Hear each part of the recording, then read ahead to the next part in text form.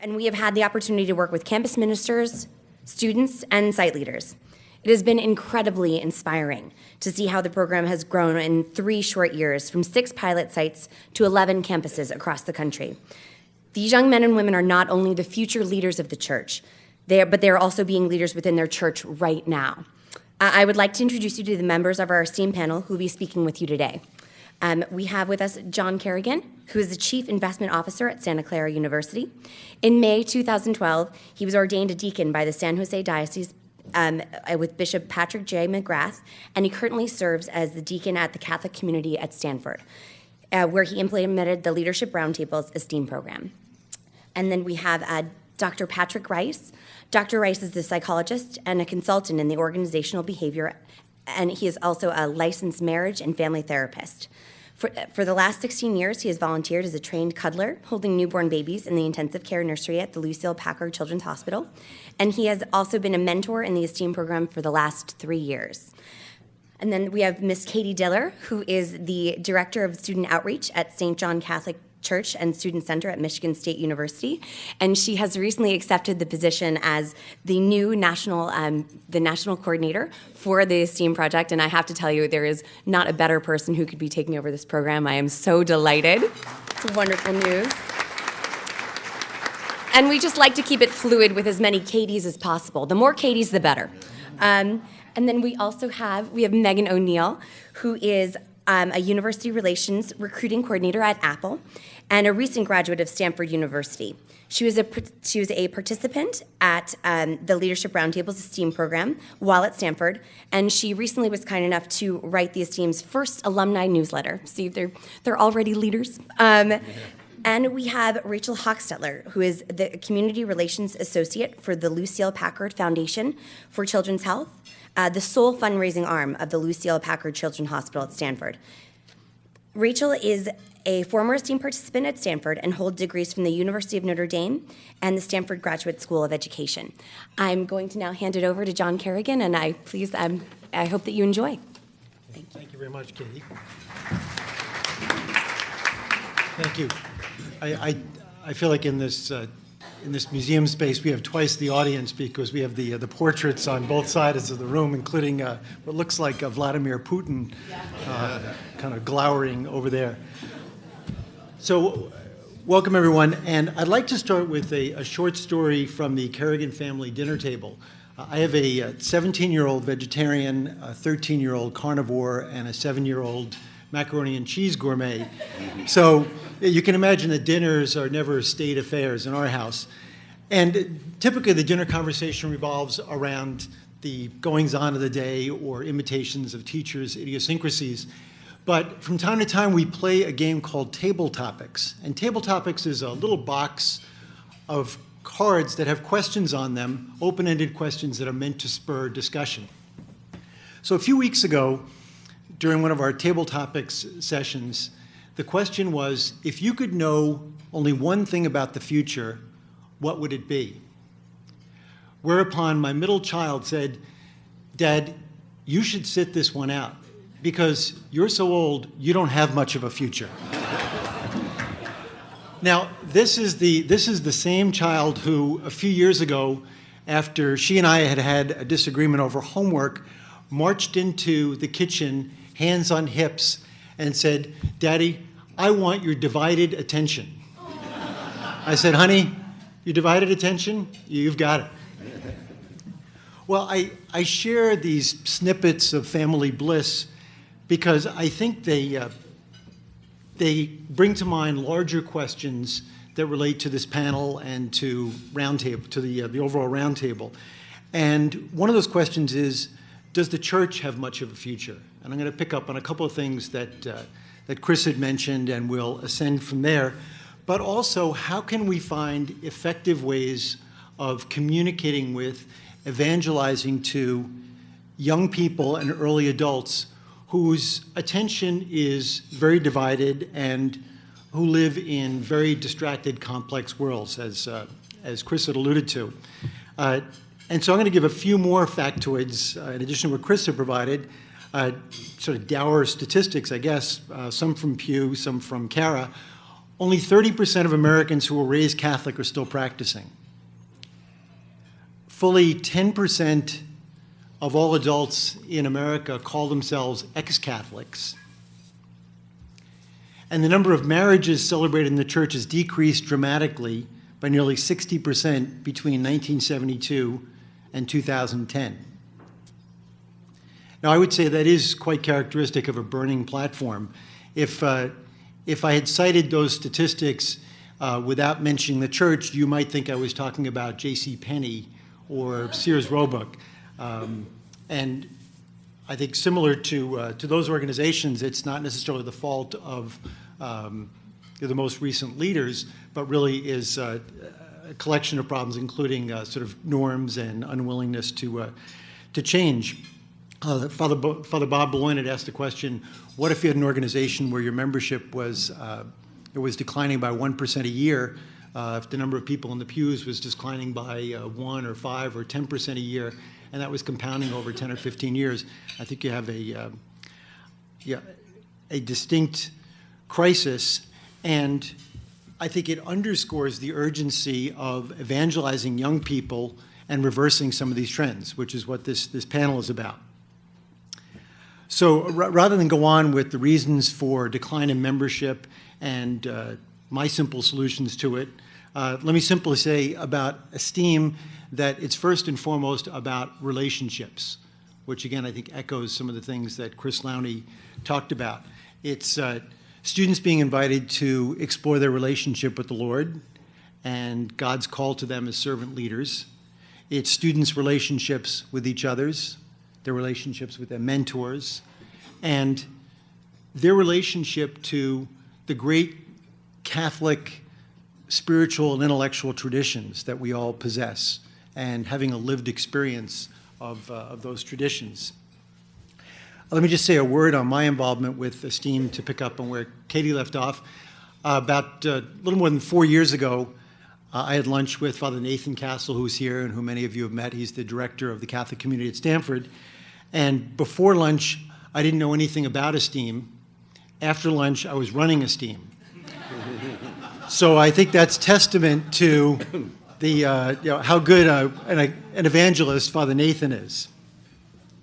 Well, we began with ESTEEM at Stanford with 9 students the first year, 3 years ago, and then 24 students last year, and we've had between 25 and 30 participants ranging from undergraduates to postdoctoral fellows. At Stanford, there are actually more graduate students than there are undergraduate students. And I say 25 or 30 because typically there are 3 or 4 or 5 students who are traveling overseas or happen to have a conflict on the night we meet during 1 or more quarters. Anyway, let's turn to our speakers. So Katie Diller is going from Michigan State, and now the new ESTEEM Central Coordinator is going to give an overview of the ESTEEM program. And then Rachel Hochstetler is going to speak, followed by Megan, and then followed by Pat Rice, who's going to talk about the mentor side of things. I'll ask them a couple of questions, but then in short order, we're going to go to the audience because based on some conversations I've had and based on some of the questions I heard of Chris, I think that one of the more interesting parts of this panel will be the interactions and the questions and ideas that you have. So with that, Katie, please. Sure. ESTEEM seeks to reverse the challenge of having young adults be an underutilized resource in the Catholic Church. We seek to train, encourage, and support young adult Catholics in their baptismal call to use their gifts and talents in service of the Church. Sites recruit college Catholics who are already committed to their faith, who command notice for their intellectual acumen, innate leadership skills, passion for excellence, and their desire to serve the Church in various disciplines and backgrounds. These students are an elite group. They're socially motivated. They're from diverse majors, career goals. These students are the present and future leaders of our Church. They make a significant commitment through the course of an academic year and sometimes multiple academic years. First of all, they attend an opening retreat simply to build community and to share their faith story so that they know one another, they grow in fellowship, that relationship piece that Deacon John mentioned. They commit to a 12-session catechetical program, usually spread across their academic year, however that shakes out at various universities. Topics include ecclesiology, Catholic social teaching, understanding structures of church governance, Catholic leadership, and skill development, and much, much more. Sessions may include guest speakers, field trips to regional service sites, study of spiritual books or articles, and certainly the most important element is group debate and open discussion of current events in Catholic thought and culture. Every student is paired with a mentor who shares their career interests and sometimes service interests as well. These mentors are already leaders in their parish, their diocese, or local Catholic nonprofit network. Finally, they take part in the National Capstone Conference that brings together students from all the university sites for a weekend of Christian leadership enrichment and training. We are at 11 sites currently across the country, a nice spread across our nation, and these students love the time they spend together at the National Capstone Conference. So far, for the last 3 years, we've gathered at Yale University. Those are basically the elements of the program, and you're welcome to ask more questions after our other panelists are able to speak about their part in the program. Katie, would you just rattle off the names Absolutely. of the schools to give people a flavor of geographic diversity and Sure. universities? Since we're in California, we'll start west to east, all right? We have UCLA, UC Berkeley, Stanford, UNLV, Texas Tech, Wash U in St. Louis is our newest site, Purdue, Ohio State, and Michigan State from the Big Ten schools, Robert Morris in Pittsburgh, and Yale University in Connecticut. Thank you. Thanks. Okay. Okay, thanks very much, Katie. Rachel? Sure. So I just wanted to speak to two of the things. There are many things that make ESTEEM special and incredibly valuable to the church. And two of the things that I wanted to be sure we talked about today are the opening retreat that Katie just mentioned, and then the quality of the theology content that is presented and discussed at our meetings. So I'm going to start with the retreat. And as Katie mentioned, the retreat happens at the beginning of the year. And everyone in this room has attended, facilitated, or led more retreats than we can count. So I don't need to sell you on the value of retreats and having time to draw closer to God and to reflect on your life. However, what I do want to speak about the ESTEEM retreat is that it's different. It is not just about facilitating a good experience for the individual and the individual's faith development. It is optimized both for the individual's experience at the retreat, but also for the community building. And I think that's really, really essential because, you know, John talked about the fact that there's 25 to 30 individuals. Well, at Stanford, those are graduate students and undergraduates who don't necessarily know each other. They may recognize each other from Mass. That's how I recognized Megan when we were in ESTEEM together. Just recognized her face, but I didn't know her. I didn't know her story. I didn't know much about her. And at the retreat, you have time to reflect personally, but then a lot of it is getting to know the other people in your ESTEEM cohort. And that's where the value comes in, because that's where you get to know people, you build a community, you build a sense of authenticity, and then also vulnerability. And John mentioned the importance of relationships to ESTEEM, and that is really pivotal. They start to develop here at this opening retreat. Something else that makes it really special is having peer speakers. So throughout the year in ESTEEM, you have speakers who come that are experts in their field or their area of study. At the retreat, you don't necessarily have experts, but their credentials are far better because they are the peers of the people attending the retreats. So it's an automatic sense of authenticity and credibility and trust. And I think that's really what launches it just kicks the retreat off for being a place to be yourself and to be vulnerable. One of my favorite authors says, imperfections are not inadequacies. They're reminders that we're all in this together. And to me, the opening retreat of ESTEEM is about reminding us that we're all in it together as students, as college students that have a million things going on, and then as Catholics, and then as humans, and incorporating that Catholic social justice teaching. So you leave the retreat with this sense of enthusiasm for the year ahead and a new community. And then you have these meetings that are spread out throughout the academic year based on the school schedule. And for us, I'm sure every ESTEEM site has incredible theological content. However, I have to recognize John because he truly was a relentless champion for recruiting the best guest speakers for our class. And the quality of the speakers that we had come is truly phenomenal. John can give you a list, and it's just astounding the people he recruited to come speak to us. And I think it's so important because the people who come to speak, they talk about everything from church history and church governance to Catholic social teaching and more applied leadership skills, both within the church and with outside the church. And the power and witness and expertise of these guest speakers were captivating, but also so enlightening. And the really special thing about ESTEEM is that you have people in it who are maybe cradle Catholics. They were baptized, went through the sacraments, but have never had a personal faith relationship. And then you have people who've been engaged with their faith at all levels of their life. And you have everyone in one room with someone who's an expert at what they study or what they're speaking about. And they're able to draw in every single person in that room, regardless of their faith background or experience in the church previously. We have small group discussions about each of these topics to really wrestle with and grapple with the content that's just been created and to hear each other's opinions. And it's just invaluable to have a community that's that trusting and that open. And last but not least, John always made sure to include scripture in our meetings, and I think that's really important. We always read the upcoming gospel for the week and reflected on that, again, building a sense of community and relationship and growing in our faith together. So if I had one way to describe ESTEEM, I didn't tell Katie this in advance, but if I had one way to describe ESTEEM, it would be faith-seeking understanding and leadership skills, because I truly think that's what this community is all about. Great. Thank you. Thanks, Rachel.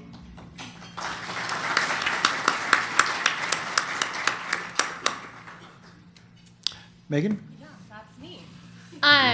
So you've heard from everyone how important the relationship piece is of ESTEEM, and I wanted to kind of talk a little bit more about that, as well as the Capstone Conference. Rachel sort of touched on this, but one of the great things about ESTEEM is that you bring together all of these people into a room. You have mentors, you have undergrads, you have freshmen, sophomores, juniors, seniors, graduate students of all ages, and everything is off the table except faith. You're gathered there as Catholics, and I think that is so great because it allows the relationships to be really genuine and to be really founded on, what you're really trying to get at. No one is trying to impress. Everyone is there to learn and to seek and to ask questions, as Rachel mentioned. So I think that's a really great thing, because I don't think there are many other opportunities in the church for an 18-year-old to be conversing with a 50-year-old and asking the same questions. And I really, really have enjoyed that. And then also on the topic of relationships, I think that aside from the professional relationships and the networking, it really is fun. And especially at Stanford, we love to go to our meetings, and there are friendships that happen outside of ESTEEM. Coincidentally, Rachel, myself, and Pat all have significant others in the ESTEEM program at Stanford, which is great, I guess. But it really is a community at Stanford, and that really has been such a blessing for all of us to make those connections. And then kind of a level up, we went to the Capstone Conference. I went this past year in April, and Rachel went last year. And there you have not only your own community, but then you see the vast community that is the national ESTEEM program. And that was really, really great to see these people that are having parallel experiences, that are asking the same questions at different universities, and that can bring maybe a new perspective to something that you had talked about. I know that the Capstone Conference this year was an absolute blast. I made connections with I think all of Katie's site. We all went out one night after the conference and just kind of got to know each other. And I think that's really important too. I think that the mentorship and the theology and the scripture is so integral, and then the icing on the cake is that you're making these friendships and these lasting connections. And the Capstone Conference was a great way to kind of see all the people that are really involved in it. And I think that's it. I guess you guys can ask more questions about the Capstone Conference if you have them. So great. Well, thanks, Megan. And just to give you some sort of an operational example of how graced the ESTEEM program in general is, and certainly our group at Stanford, coming back from New Haven on the Sunday of the Capstone weekend, we decided to do a lap through Manhattan, which was terrific. And we left plenty of time to get to JFK, or so I thought, if my wife were here, she would say, among other things, I'm time challenged. But the Midtown Tunnel was closed.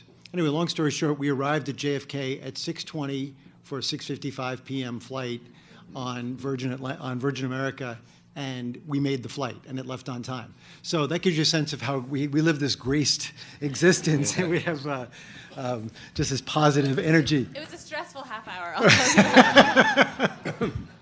Anyway, Pat, on the mentor side. Okay, thank you, John. You posed that question, does the church have a future? And I'm sure that you will feel the same as I do when I, hear these young people speaking and can say definitely the church has a future. We may not know exactly what it looks like or what shape it might take, but it definitely has a future. And I look at it from quite a different perspective. It's the other end, of lifespan. But my experience as a mentor has been a richly rewarding one for me and for all the mentors that I've spoken with. I think the role and the value of the mentor is to listen to the hopes, the aspirations, the beliefs, and the doubts of the student, and to help them put some perspective on their current life experience, and also on the information that they are getting from the speakers, and sharing our own path as a Catholic who seeks to make a difference in the world. As one of our mentors, Valerie McGuire, she's researched in epidemiology at Stanford. She says, I realized after my two diverse experiences that for me, it meant being myself, sharing my experience of faith, how I integrate that faith into my professional life in the area of the sciences, and being a good listener. Being able to dialogue about our differences while still having the same fundamental belief system. It also doesn't mean necessarily talking about religion all the time, but walking with that person for a time and connecting, sometimes in ways that might not be too obvious. Now, we have a variety of mentors at Stanford. I'd just like to mention just three of them. Bill Galliani is a partner in a local law firm specializing in intellectual property law. But Bill also has taken his entire family, his wife and his children, to work in a poor rural parish in Peru. Dave Mount, a graduate of Yale. I'm always attracted to Dave and Yale because I love the Whiffenpoofs. He's an associate in the venture capital firm of Kleiner Perkins and also teaches with his wife in the pre-Cana courses for the dioceses of San Francisco and San Jose. My wife, Claire, who's a marriage and family therapist, is quite a connector. And she connects people, she connects with people. And she's connected especially well with the students that she has mentored. And just her most recent mentee, she was asked by her to be a co-sponsor for her confirmation, at which time she was able not only to participate in a significant event in this young woman's life, but be with her family at the same time. Another lawyer, Jack, is a partner in his law firm, also a judge. He's a Eucharistic minister in his parish, and he helps deliver Meals on Wheels. And Jack and his wife, Kathleen, became personal friends with their, at that time, doctoral student and his wife, Michelle, and her husband, Dave, and where they really established the kind of relationship where they could share their faith, their life experience, and with Jack and Kathleen being of my vintage, having a perspective that these young people just haven't been able to have with their shorter lifespan. We lived through Vatican II. They have heard about Vatican II. One mentor told me, his name is Ron Peterson, another lawyer, by the way. We seem to be overrun by lawyers here. That he was terrifically inspired by the student that he was mentoring. And that's another thing for mentors. It is an inspiration and a joy to be able to be with these people. I feel it's like not only can I be with a group of young people, I can have a course in theology without paying any tuition. But he told me that he was terrifically inspired by his mentee, a young man named Carl, who last year was awarded the Joseph Bernardine Prize for Leadership. For 16 years, I volunteered as a cuddler in the intensive care nursery at Lucille Packard Children's Hospital. Now, I took my student that I was working with on a tour of the hospital and the intensive care nursery.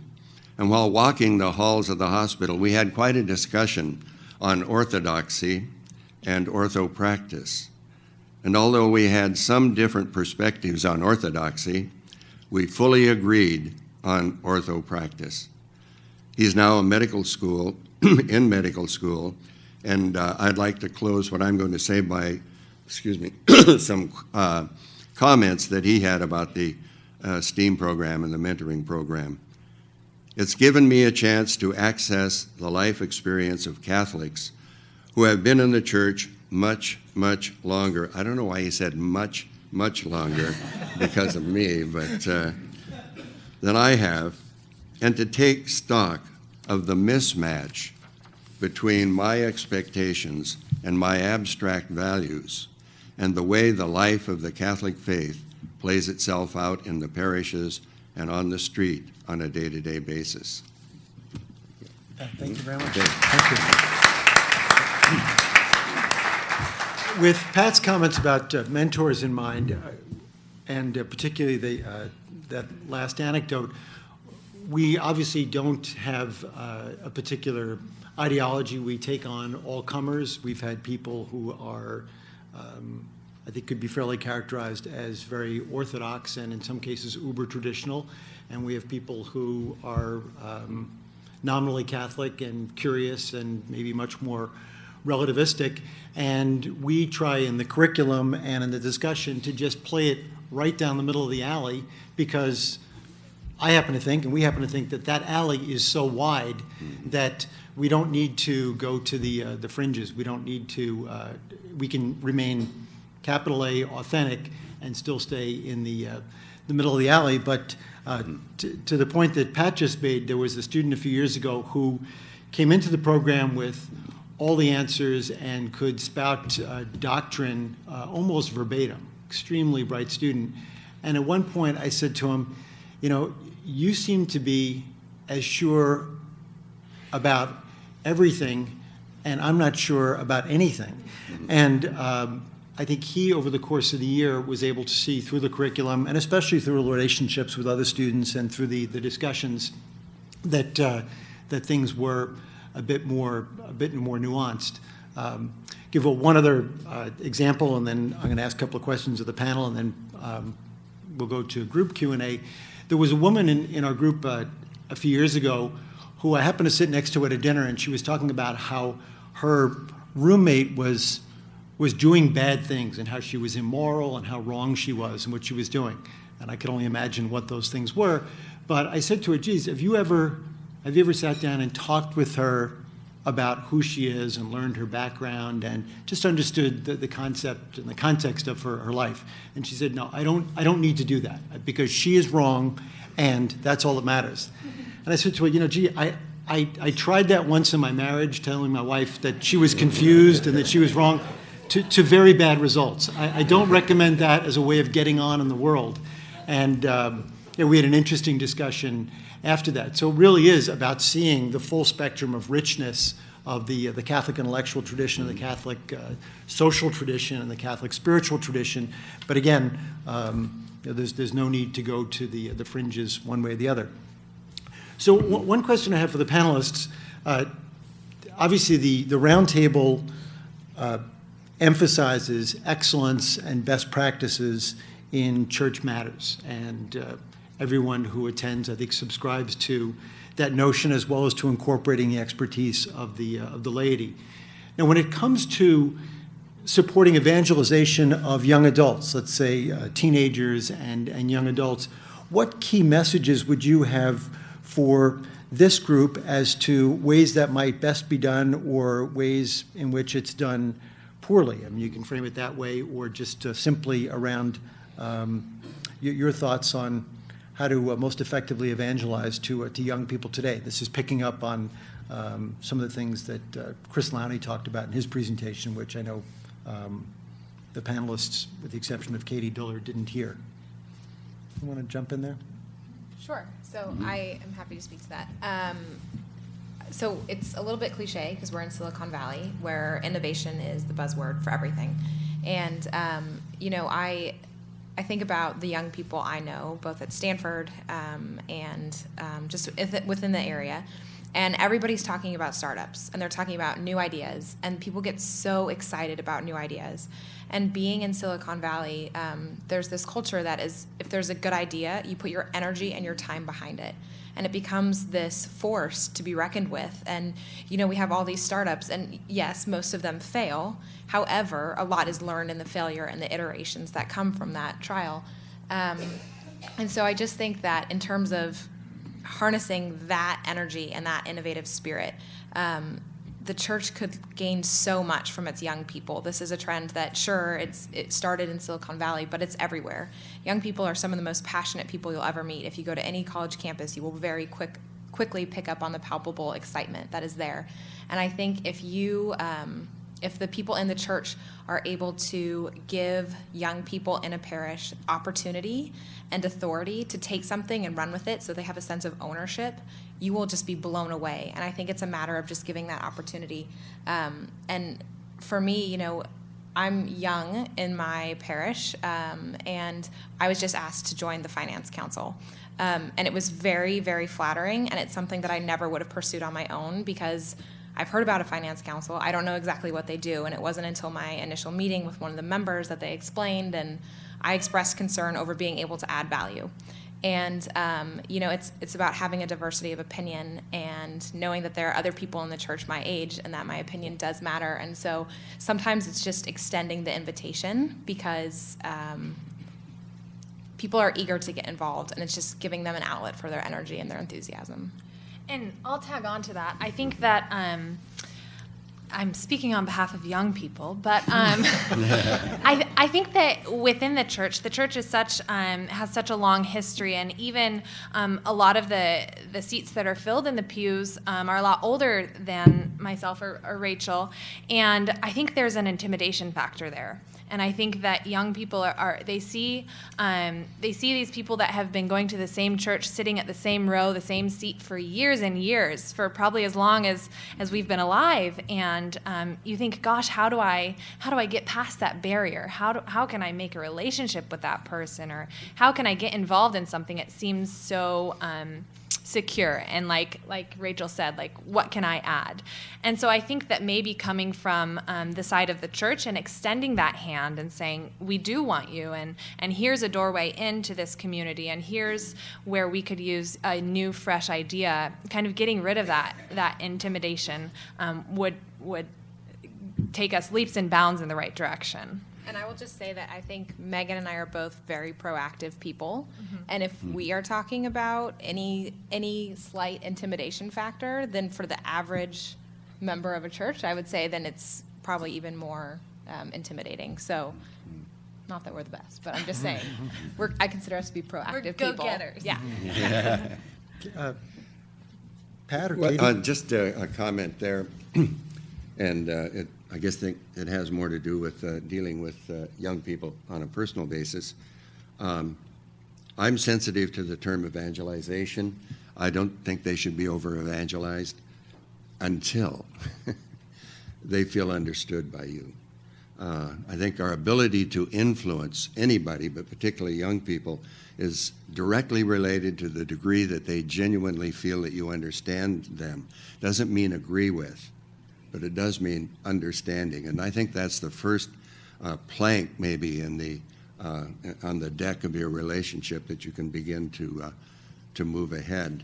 And all of the mentors and the ones I mentioned here have talked about listening. And I think with that listening, you have to come, I think you have to be genuine in your faith and in your belief and in your practice. Whatever shape that particularly takes for you, young people will spot a phony immediately. So it has to be genuine, even if you might not be too comfortable with it. But with that genuineness and that empathic kind of listening and understanding, but ultimately in the bottom, it's really unconditional love that I think inspires them and that they're looking for, that your love is about something that really matters in this world and can make a difference. So I think just to have that mind and that approach to interacting with these young people, and it's incredibly rewarding. One thing I would say goes to the power of invitation, and Chris Lowney was speaking about the power of invitation in terms of evangelization. One thing that most ESTEEM sites do when they recruit is to not necessarily recruit the students who are already the super Catholics, the ones who already want to go on all the retreats and serve in all the service projects. One thing that we do is seek out a student who comes to Mass usually, or came to one event and seemed like they really had an inspired experience, but then faded away or got busy, or they're pre-med and they just have a lot of things to do. We actively recruit those students. We recruit the students who are 1 foot in, 1 foot out. That invitation is huge. And I guess I would say to you, we have created over the last 3 years over 200 ESTEEM alumni, well-educated, thoughtful, interested young adults. And they're available. They are a resource to you and your foundations, your organizations, your churches, your parishes, your dioceses. One thing that you could do is create internships, paid, unpaid, I don't know, whatever works. But if you created an internship and sought out an ESTEEM alum that's in your area, that would be a way to tap their talent, bring their talent into your organization, but also an opportunity to mentor them. One thing that I think young adults in general really thirst for, the way the educational system works today is that there's one person, sitting here, and there's many people sitting out there, and the people sitting out there don't necessarily get the chance to meet the person at the podium. That's the way our educational system works today, and it wasn't always like that. A lot of our church history is filled with people like St. Ambrose and St. Augustine, St. Francis, St. Jane de Chantal, people who were closely mentored, and a mentor has to give a lot. What can a mentor do? You could walk into your mailroom and give a copy of your favorite book to a young adult who works in your mailroom and say, "This is my favorite book. I'd love for you to read it," and then walk away. Wow, I just met the head of the organization. They gave me their favorite book. This is amazing, That's transformational. It's invitational. And that would be something that you could certainly do with ESTEEM alumni, or anyone within your organization, your own children, bringing your children, your nieces, your nephews, the guy who works in your mailroom to an event like this, sponsoring them, would let them see the excitement within leadership in the church. Those are some quick ideas for what you can do.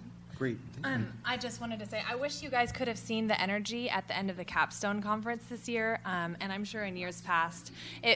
Everyone there, we're itching to get in somewhere where we would love an opportunity. Every single student there wanted to find a place in a diocese, in a parish, in a church organization, and I think Katie's ideas are great, and there's plenty of us out there. Great. Well, and to the notion of one person speaking to the larger group, I have a bunch of questions, but I'd love to hear questions from the group here. So, Kirk? I got your email last night, John is always well prepared, so he emailed me last night and said, "Jump up and ask the first question." I didn't know why. I thought maybe it was because as a student I was a leader in Stanford Catholic community, Yale Catholic community, and Harvard Catholic community in my career. I thought maybe it was because I've had 2 children come out of the Stanford Catholic community the last 10 years. One of them very Catholic, but seeking the connection that Katie was talking about. The other who found her connection and is now a pastor in a megachurch as a Presbyterian, serving a large congregation of 2/3 former Catholics, which is a lesson for me, a lesson for all of us. But the real reason I discovered it, at the freshman retreat at the Catholic community, I met my wife, who's been my wife for 43 years, so it's clear that that's the real reason that I was asked to answer the question. I'm a professor at Santa Clara and head of the Markkula Center for Applied Ethics. I'm worried about the transition. And I'd be interested, the transition from this wonderful relationship-based experience on the campus, which I think has been created at a lot of Catholic communities over time, and you're doing it much better today, and this is wonderful. Having the mentors helps everything else. But it's that transition beyond the time in school. And I just see so many of those very dedicated people going out and encountering the parishes that were described this morning. And I wondered if the students, other suggestions such as Katie's about internships and other things, other suggestions about how we might help that transition into the parishes. Rachel's experience of being invited to the Finance Council, I suggest that won't happen in very many parishes. I'm really glad it did in your case. So any guidance you can give us? One or two comments on that, and then we'll... I would say one thing that I think as ESTEEM has been around for more years, we can tap into the alumni network there. Almost like, I don't know how many of you were in Greek organizations, but if you go to a new location, find the ESTEEM alumni who are there and connect with them. Maybe they know people in the church. And that might be a few years down the road as we get a larger database. But I think that if we can really nourish that community, I think that's a great way to fill the gap. And just to Megan's point, there's a Facebook group for ESTEEM members. I don't know how many of you in the audience are on Facebook, but it's pretty vibrant. I mean, people join it as soon, especially when you leave the capstone, and people are excited. It's actually a network that you can tap into. And someone posted recently about like they're moving to New York for a job, and they were looking for a roommate. So just like, you know, any type of access to ESTEEM alumni is great. The other thing I would say is when you see young new people appearing in your parish, invite them to dinner. That is something that the Catholic community at Stanford does very well. Father Nathan invites people to lunch. He even says he'll treat or coffee just to make time, get to know them. That touches on that relationship piece that is so important. And these are people who really value the relationships in their life, and they're hungry for new ones, especially in a new area. And I think that makes people feel at home immediately.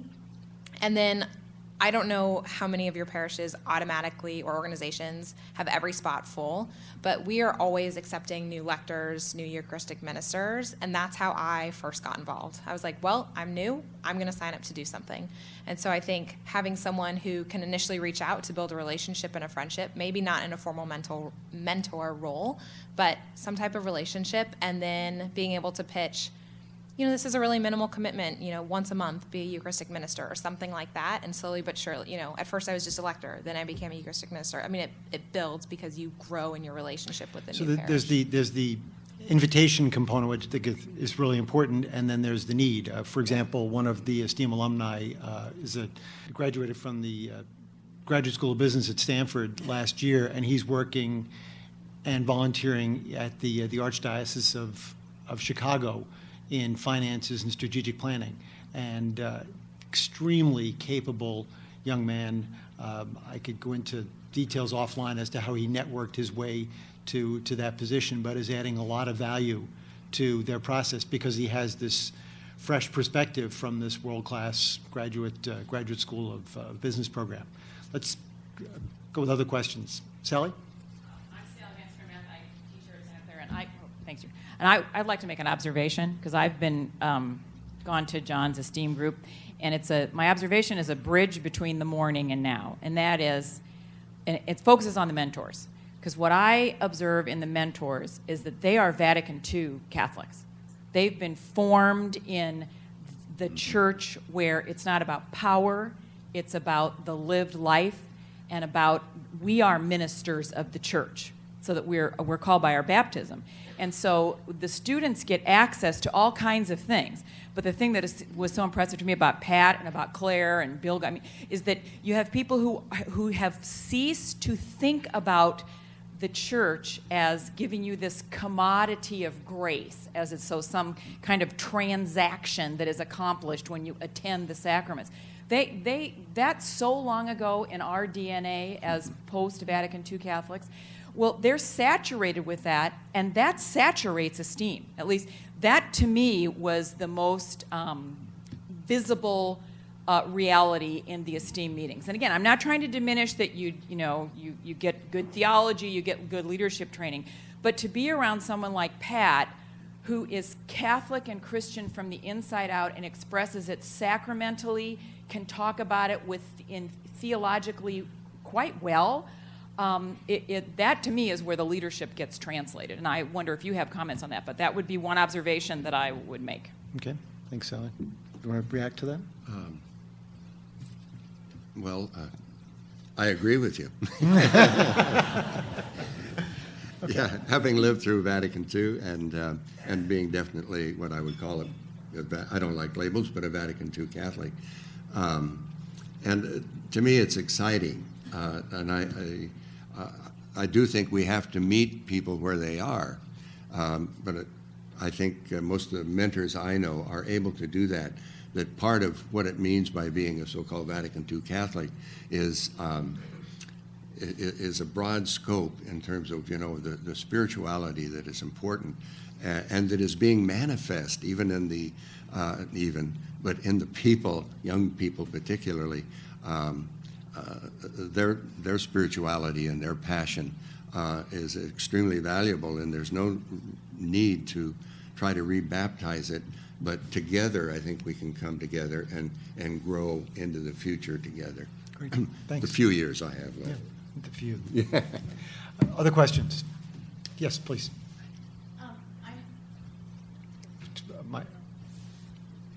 How's the microphone over to your left? Thank you.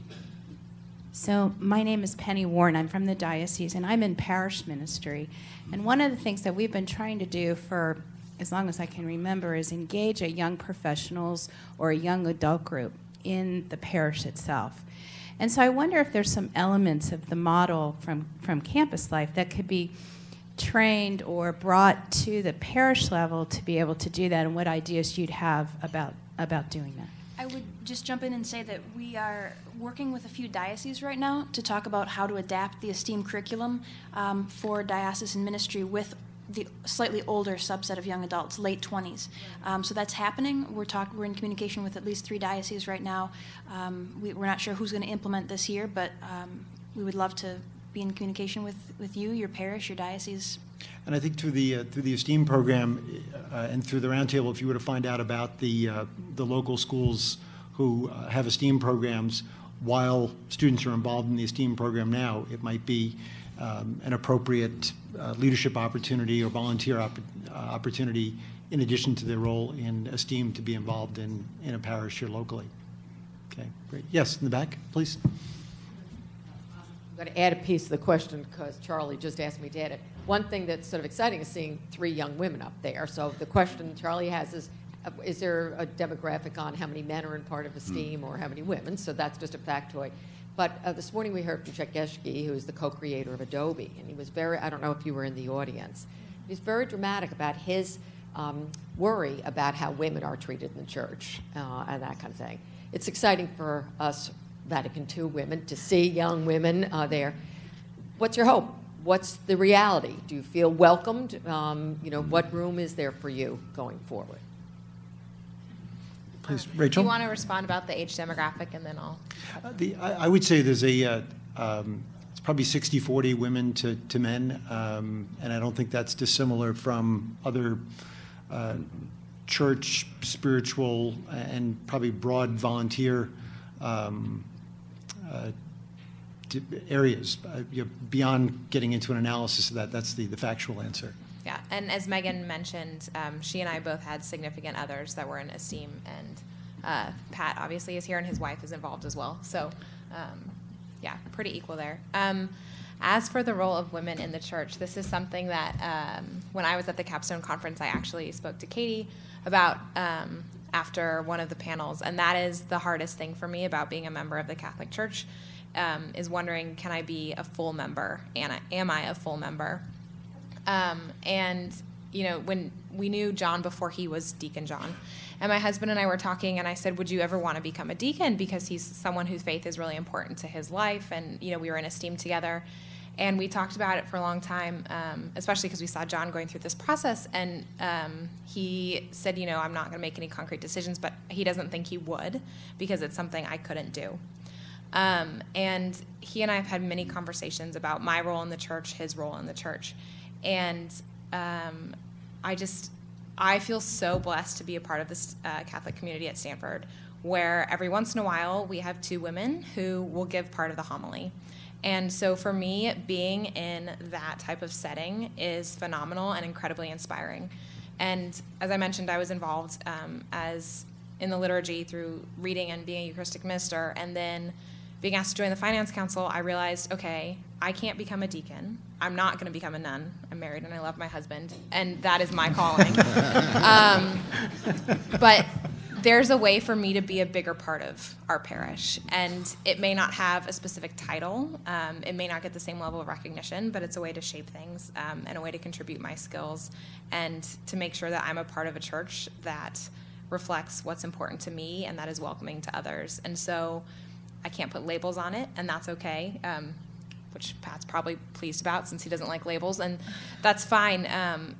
But it is something that's very challenging for me. And when we move from Palo Alto, it may be more challenging to find a parish that's more open to having women in bigger roles. But I'm excited and now encouraged by my ESTEEM experience, and then also my experience with the Catholic community at Stanford, to take that on. And now I'm willing to tackle it because I've seen how it's done, and it's done well. You were emboldened. Yes. Please. And to speak to that, that is a goal of the ESTEEM program. It's part of the mission. It's part of the program, is how the program is run. We work very hard to make sure that students have a sense that it's not necessarily going to be easy when you leave. When you graduate, it's not going to be handed to you. It might be, and that would be fantastic, if there's a natural transition out. But for many students, there isn't a natural transition, and sometimes they take a job somewhere in the country where there isn't a parish that's warm and welcoming to young adults. And we talk to them about that. We prepare them. That's part of the Capstone Conference experience. We usually have a panel of young adults who've been out for 2 or 3 years, and they share their experience of maybe having to look around for the parish that fits them well, or look around for the service opportunity or the Catholic nonprofit that they feel called to. But we encourage them, we try to build their confidence to say, okay, if it doesn't work the first month out, keep looking. You belong to us for the rest of your life. It might not happen in the first 3 months. It might happen later. One of my favorite emails was from one of the students I had my second year as a site coordinator for ESTEEM. He went to Virginia for the summer for an internship, and he emailed me, and he said, everything you said came true. And I was like, yes. He went to a local parish for about 4 weeks, and he said that he just felt dead inside every time he walked out. That's unfortunate, and perhaps that parish is able to serve others with different needs at a very high level, but they weren't serving his needs. And he said that he felt the confidence to pick up, to try out a couple of the parishes, and he said, I found a parish about 45 minutes away. I had to drive 45 minutes every Sunday, but I found them, and they were awesome, and they feed me, and I'm so happy being a part of this parish. Thank you for teaching us that we can keep looking. And that's a success. That's a huge success for us. We don't know what that first parish would have done for someone else, but they weren't doing it for that young man. So that's certainly a part of the curriculum. Yes, sir.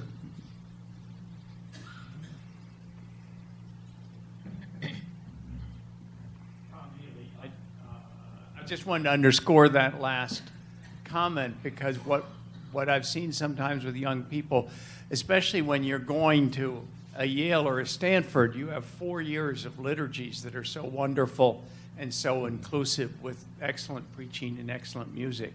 And you're likely in your first job to be in a community which is not going to have a huge, vibrant parish. It's not going to be a suburban parish.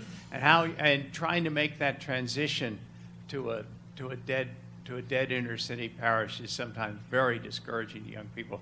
If you can get people to expect that and maybe go find another one, I think that's a huge gap between graduating from college and your first parish experience.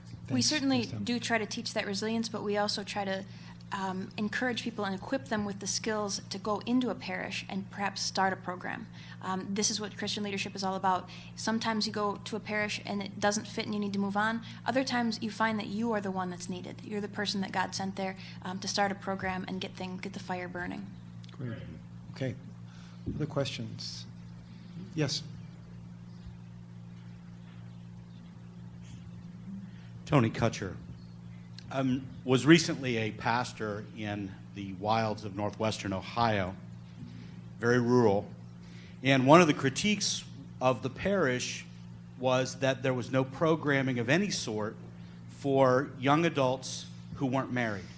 It was either middle-aged and old folks, or our programming was aimed at young families. So if you didn't have a husband, a wife, and at least one toddler, there was nothing for you. Can you, and I'm sure that's a fairly normal occurrence, can you speak to that and give us some suggestions that we can take back to our parishes for young single people?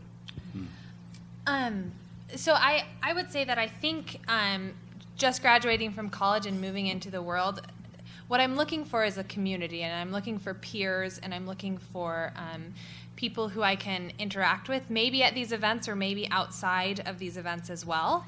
And so I think that maybe a first priority is just getting those people together. Maybe it's not theology or catechism, but maybe it's just going out to dinner once a month or something just really social to get those people talking and to get the young people in the church to recognize that there are other young people in the church. I know for me, that would make the church that much more welcoming and much more enjoyable to go if I have friends at church. That's kind of, so I guess I think social is a big important aspect for people 25 to 30 who aren't married or probably married as well. Yeah. That's something that we talk about a lot at Stanford, is the fact that there's the college students and then there's this gap, and then we have all the preschool and the Sunday programming and then RCIA, but there's kind of this gap for young married people. But I think Megan hit the nail on the head. I think it's all about building community and social relationships, because just like ESTEEM starts with the retreat, you need to build those trusting relationships first before conversations can go to the next level. And I think just having a place where people feel like they belong is the first step. Well, one other thing is, Chris mentioned this before, and I would imagine that most of us have had this experience with Bergoglio being elected Pope and taking the name Francis. In some ways, there is a kairos moment, and it's not a commentary about Benedict, it's not a commentary about John Paul II, but I think for some of us, the air seems to be ionized with a sense of hopefulness and just an invitation to be entrepreneurial. And to the extent that we can seize upon that, in one of our STEAM meetings this year, just in the beginning, we just did a quick round robin sharing about Pope Francis 3 or 4 weeks into his pontificate, and people were very engaged with that. It's kind of a softball question, right? But they were just, through that projective of the new Pope, they were able to share their hopes and insights and opportunities. So sometimes it's as easy as we're going to have a conversation over pizza with recent college graduates, and we're going to talk about the new Pope and some of the statements that he's made, or questions about the Vatican. Things that you would think are just wouldn't be inviting, they are. And one thing, if I could jump in, one thing that I think after fellowship is critical is remembering that Jesus invited all the wrong people to be his disciples. And he didn't just invite them to be his disciples, he expected them to contribute. So when you are trying to build a young adult network, don't necessarily look for the perfect young Catholic. Look for the one that was raised Catholic, and that's how they describe themselves. Invite somebody who maybe comes once a month. Invite that person to be in the parish finance council. when they go to the finance council meeting, they might wonder, why was I asked? But they go, and then they may be completely transformed by the experience of seeing what the parish needs, what the parish is trying to do with its finances, and then you've got a full-time Catholic on your hands. It's fantastic. Another thing that some parishes do, they'll invite young adults to write the homily once a month. That's terrifying, I'm sure, but aren't you curious? Aren't you curious what they would say? And it doesn't have to be the full-time Catholics. It can be the half-time Catholics that write this week's homily, just once. That's exciting. You don't need to invite the perfect people. Invite the weirdos. They can do a lot of good. What the final word? This is the final word. No, well, I think we should also be smart enough to learn from other churches. There's a Presbyterian church in Menlo Park, Menlo Pres, that is so vital. It's not a mega church, but it could be if it had a bigger space. And they do a lot of things, I think, with their young people. They are entrepreneurial. I'd say they are a real entrepreneurial parish. And I think we can learn, we can really learn from that. I think it's it's funny, with Menlo Presbyterian, they have about 5,000 members, and if you go by on a Sunday morning, it's a beehive. Virtually every affinity group you can think of. It's singles, divorced, separated, a rainbow of sexual orientations, parents with kids, old people, people interested in golf. I mean, it's really, they're very strong on the entrepreneurial side. Well, I want to be sensitive about your time, as well as the fact that I know Rachel and Megan have 2:00 meetings, one in Cupertino and one up in Palo Alto, and I'd ask you to please join me in thanking our panelists.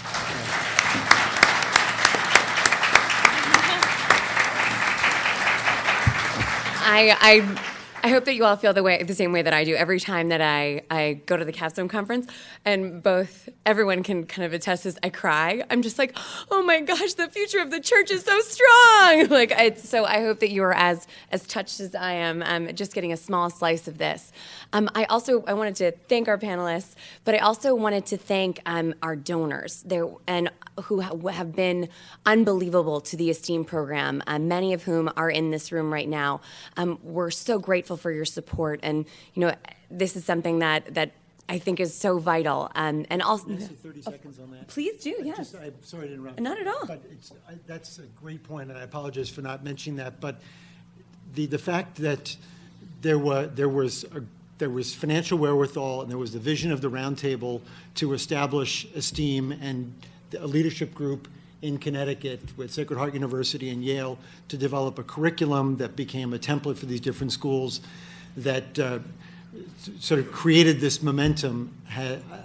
It's hard to describe the importance and the criticalness of that, as well as the financial support to be able to get our students from Stanford and the other 11 sites to come to Yale for the Capstone Conference and to be put up through the generosity of donors to the roundtable. So just want to fill it out a little bit. Thank you. We are immensely grateful, and we're very grateful also to St. Thomas More Catholic Center and Chapel at Yale, who is our partner in the ESTEEM program. So just again, a huge thank you to our panelists.